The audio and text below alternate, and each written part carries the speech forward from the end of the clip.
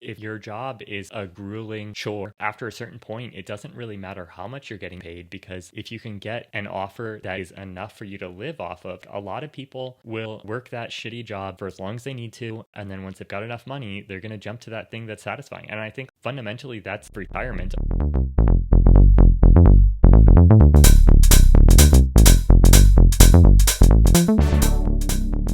Welcome back to the Boss Radio podcast. Last time we talked a lot about wastefulness in business operations, including the effects and possible origins of dysfunctional management.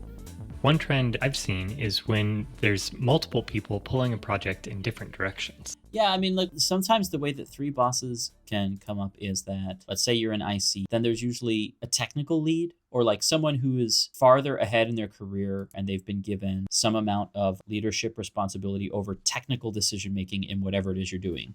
So if it's engineering, then they're an engineering technical lead. If it's design, maybe they're just a really high-level designer and they have broad discretion to set design vision or make high-level decisions. So there's that role. There's like the technical leadership role. And then there's usually like a product manager who's involved horizontally across all disciplines and has influence and can try to exert itself on any one of the fields that it's interacting with. And then there's usually like an actual manager, like just a people manager. Yeah. So I think that's how I've seen these weird everyone is your boss scenarios arise, is like everyone you're meeting with, you could meet with these three people all in the same day, and they're all like on some level your boss, right? Like product is telling you about business requirements or requirements coming from another team outside of your team, and basically just saying like, get in line and do this and make sure that these requirements are met. And then your technical lead is saying, this is what the architecture is going to look like, or this is what the design system is going to look like. Right, exactly. You could talk about how you're going to go to market, like the global rollout versus local. Sure. And then there's the people manager who's just making sure that you individually are hitting some kind of milestone that was set for you. Even in that context specifically of numbers, that's such a contentious way to think about the product of work. Like if you're not in a manufacturing job where you're literally running an assembly line, and if you are, your numbers should be pretty stable once you are a certain degree of skilled at your role. You're not going to have wild swings from today you produce 3 items and tomorrow you produce 15,000. Right. And so you should be within a small margin from a manufacturing standpoint. And then, if you're progressively slipping, your boss has some indicator to look at that and say like, hey, are you feeling okay? Are you sick? Like, sure, numbers are a good indicator there. But when you come to design, for instance, often in design, you'll want to have a component library of buttons and switches and text labels and input fields and all of these little things that you need to make interfaces. If you say, I need you to make a new one of these every single week, what counts as a new one? Like if I have a small switch and a large switch, is that two different things? If I have a small button and a large button? And like, at what point do we stop tracking the work based on how many things you've produced? Yeah. Right. And engineers who are evaluated based on how many lines of code they produce is ridiculous, because what it incentivizes is actually writing bad, inefficient code. Yeah. Because if you can do it in 100 lines instead of 10, well, it looks like you were 10 times as productive. Yeah, I mean, that's the famous paradox of trying to measure people with any metric, is that once you put a metric on something that matters to someone's compensation or performance, it gets gamed. Totally. It's a known problem. I forget the exact phrasing, but basically you get what you measure. Yeah. Which, like, it's very hard to objectively measure something qualitative like user satisfaction. Right. You can run a user satisfaction survey, but then what you're getting is higher numbers on that survey, which means you're either selecting your more satisfied customers more effectively, or you're writing questions that people are more likely to report that they're satisfied, or whatever it may be. But you can always game these systems so that you've not actually selected for better experiences from innovation standpoint, but instead you've really innovated on how to get customers to say that they're satisfied no matter how dissatisfied they are. Yep, it's a problem. I feel like one of the things that is revealed to the world every now and then when mass layoffs happen is that your performance reviews don't really matter. In other words, like plenty of people were laid off who had the best performance reviews that you could possibly have. Totally. And sort of a certain amount of nihilism sets in for a year after that, and then people go back to gaming the system for the metrics. But like once mass layoffs happen, people just realize the metrics are there to just sort of slow you down. Like there's a particular curve that they're using to slow down promotion to make sure that they're keeping costs of salaries down. Sure. Looking at humans from a numbers standpoint as opposed to qualitatively evaluating how valuable is this person to us, how replaceable are they if they chose to leave or they got a better offer somewhere else, do we have ways of incentivizing them to stay? If your job is a grueling chore every single day and you don't particularly like it, after a certain point, it doesn't really matter how much you're getting paid, because if you can get an offer that is enough for you to live off of, a lot of people will work that shitty job for as long as they need to. And then once they've got enough money, they're going to jump to that thing that's satisfying. And I think fundamentally, that's the definition of retirement. Right. Stop working something you hate and you're like, finally, okay, I have enough that I don't have to worry if I never have an income again. Right. And I can just spend the rest of my life enjoying my life. Yeah. But I feel like fundamentally, this type of work should be fun. It should be enjoyable. And the problem is that basically the people make the environment so unpleasant, or the product is something that's so crappy and the workers don't believe that it's going to be successful. And then it's just a miserable slog trying to get through it. So culture matters, but it's not something that you can manifest by having a monthly drinking party or whatever at the office. That's not culture. Right. And it's not something that comes from numbers, creating a team that genuinely feels empowered and enjoys working on what they're working on. Right. So we've covered a little bit about the three bosses concept. We've gone into directions that can lead to dysfunctional management, where it's really just one person running the whole show and everyone else is just there to do that person's bidding. And then we talked briefly about this notion of treating people disposably and what that does over time. And now we're at this place applying numeric measurements to people and then abandoning those measurements whenever it suits you. Totally. Let's see. I do feel like that's a topic in particular we should come back to at some point in the future, especially things like employee evaluations. Yeah. I've never lived with Microsoft's stack ranking system, for instance. Right. But I've heard all sorts of horror stories about it. And so I think that's probably something that would be kind of interesting to follow up on this and discuss in greater detail, is like, what really is the purpose of firing people who are high performers? Right. So what has kept you persistent throughout these weird, alienating environments where people are treated in these really bizarre, non-human ways, I'll say? Yeah.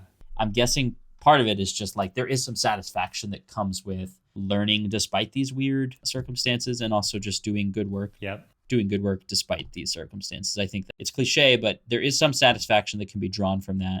Totally. But what else? Like what kinds of things have kept you persisting through it? For me, I genuinely love solving problems. And it's not just any problem. I love the idea of solving problems that genuinely benefit people. Like, I want my work to be meaningful in that somebody's life is easier as a product of it. And like, I'd love to talk about maybe in a future session my personal experience and what made me realize that I love solving problems and I really want to solve problems for other people. Mm-hmm. But honestly, no matter how bad my boss is, I haven't been willing to write off the industry at large. I've had a few amazing bosses and I'm really grateful for them. And like, maybe if I hadn't had those experiences with people who are truly wonderful managers and kind and generous and supportive people, Right. maybe I would have just given up. But I believe that there's the opportunity to make a difference here. And I believe that even if this isn't exactly the right role, it can always be a stepping stone to the next thing where I have the chance. And I think that optimism is really important. And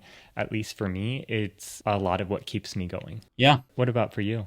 I think part of it has been I've been able to move fast enough that each new environment, team, or company that I'm in is slightly better than the last. Because if it had stayed the same, and if it had always just been this baseline level of strange, bizarre corporate culture, I'm not sure, I might have just found something else to do with my life. Sure. But I think I've been fortunate enough that every new team or every new company that I join is just slightly less weird than the last. So that's helped because it creates this light at the end of the tunnel. Like, this is going somewhere, Sure. Yeah, eventually you're going to come out the other side and you're going to have a great team, and that's going to be all you do. Yeah, like it creates this sense that progress is happening, that some kind of movement is up and to the right.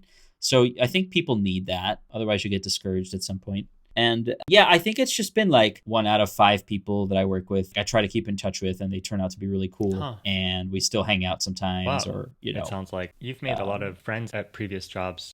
You meet really good people who are worth hanging on to, or like maybe are kindred spirits that you can get through it together. Yeah, or like you just have enough in common that you keep in touch about something. Sometimes it's music. Sometimes it's a love of a particular kind of project. You just like go out for drinks with your coworkers, and then you discover a little bit about the person that you're working with. And so that helps too, is like the people that you meet along the way. There's a shared sense of camaraderie there. I think those two things have been a big part of it. Thinking more about your question, a lot of people in the past have asked me how I got into my job, or what should they study if they want to work as a designer too. And I used to really embrace this idea anybody can be a designer. I think that we need more diverse voices and we need more diverse perspectives. And if you're excited about it, you should push through. But a number of the people that I've trained have kind of come back to me and they realize that the industry is shitty, that politics suck, and they're not happy. And I don't know that any of them have left the industry. They kind of get those golden handcuffs where they're too attached to salary and they're just going to suffer through it, which that makes me sad. But Sure. I think a lot of people who have asked me in the last few years, how do I do design? I've tried to, instead of just like immediately handing them the tools to get into design jobs, I've instead tried to kind of probe around their interests and help them recognize that there's opportunities for them to do work outside of tech. Sure. I've heard recently that the most popular answer, maybe it's among American youth, about what they want to do for a job is to be like a YouTuber or a streamer in the last few years. And I think it's just like our proximity to these jobs that makes them sound appealing and not actually the reality of the job.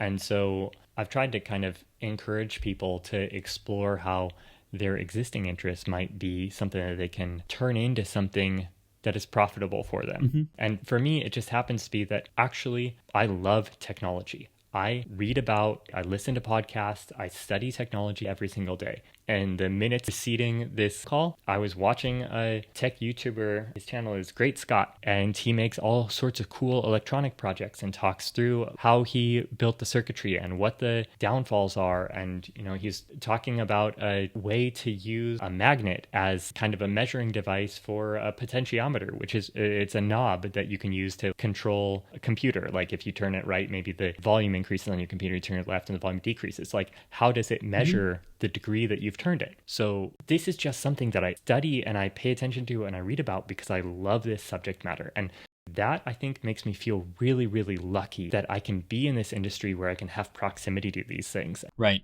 Maybe my greatest frustration is that once I get into a role, generally it's like you're in a design marketing role.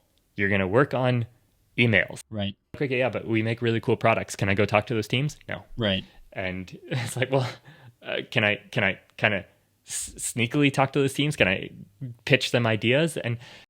But I think the hope that I can work on these really cool, exciting products, and I think that in particular is something that I will continue to hold out for. I don't know that I could really do anything else. If I was doing a different job, I think I would still want to be learning this stuff and doing it. Even, hypothetically, I retire someday, I will probably continue learning about it. So I feel really lucky. I happen to love this subject matter.